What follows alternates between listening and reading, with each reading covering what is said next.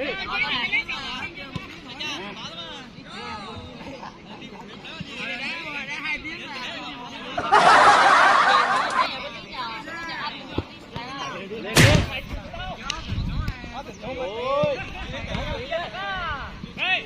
tính vậy, tính chạy nào.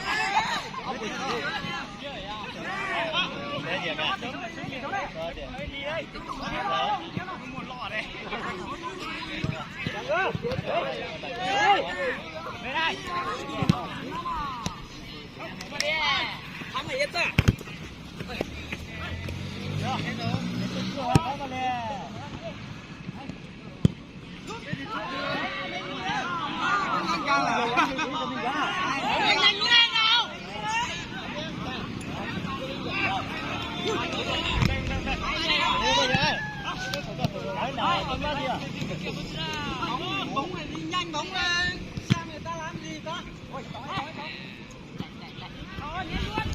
Đánh luôn, đánh rồi. Thấy đâu không? Bóng đây.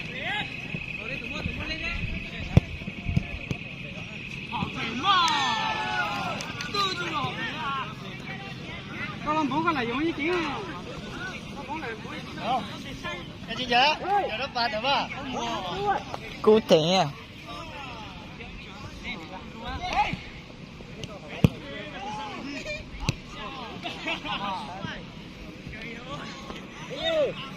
Ơi.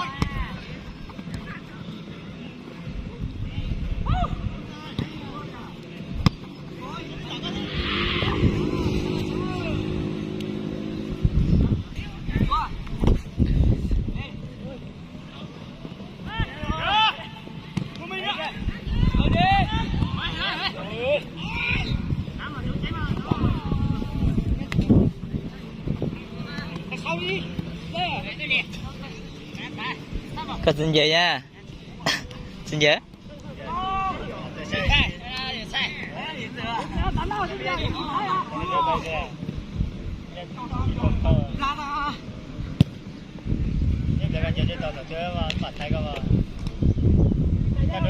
Con đứa tập cái nào.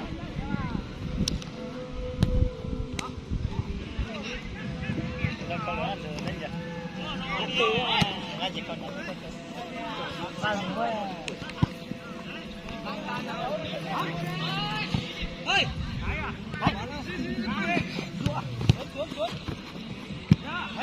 Cứ nó đi.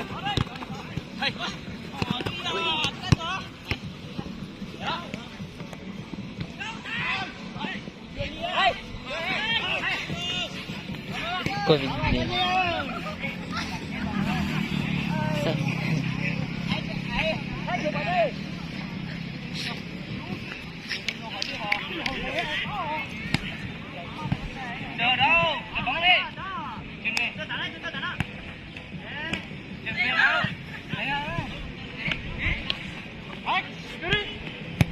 ra sau rồi. Không thiệt hả?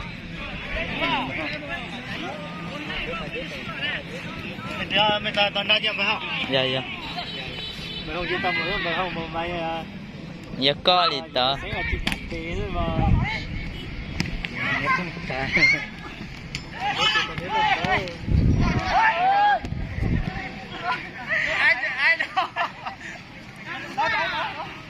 Go.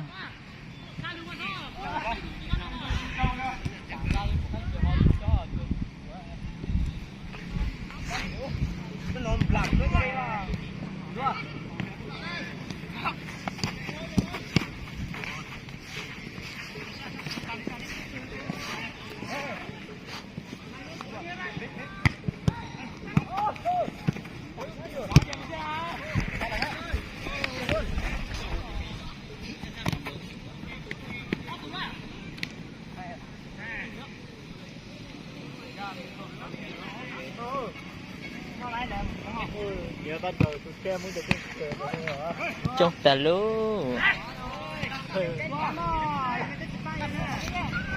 chưa đào ra tôi chơi vào cái hồ này cái dễ mà. Dạ lo hết tờ. Đào ra tôi chơi vào. Bây giờ chỉ có Cái việc bây là bây tới từ giờ hết lên luôn. Dạ mấy chó nè. Cậu tôi lùi cái nè. Này chứ lúc mà lúc ta chứ đâu dạ mấy chó lên nè.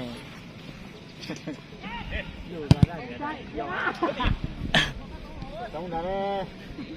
Dạ, giống mà trò. Bây giờ ba cái là số là muốn dùng hết trồng là một chục thế. Mày hiện ta có thật cơ lên nè. Lên mà phải nói giờ số chính nên chính cả hết trồng.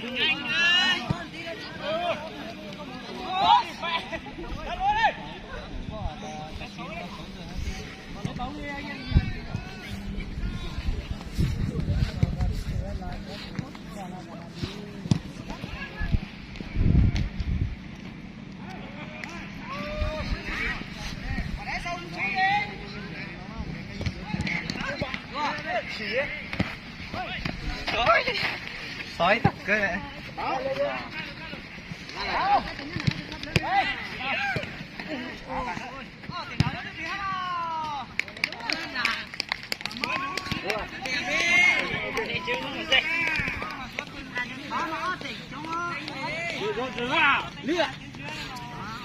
Mẹ là hoa sư chứ?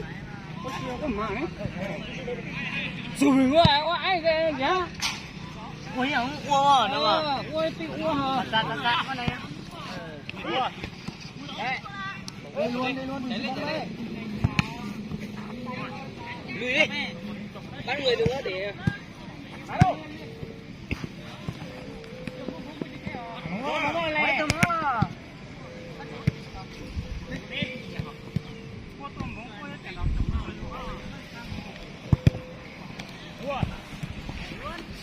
Lại cái này này.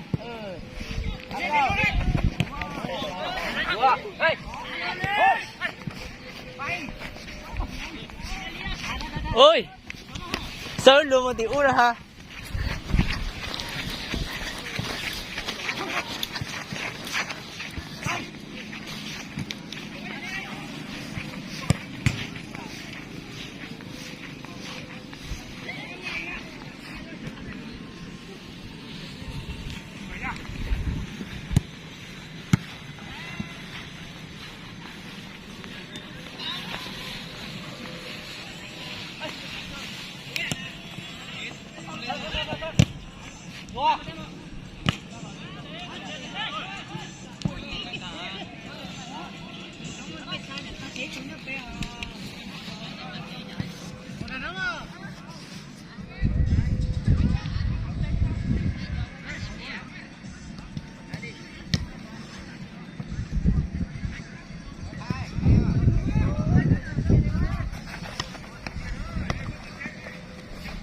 Ready?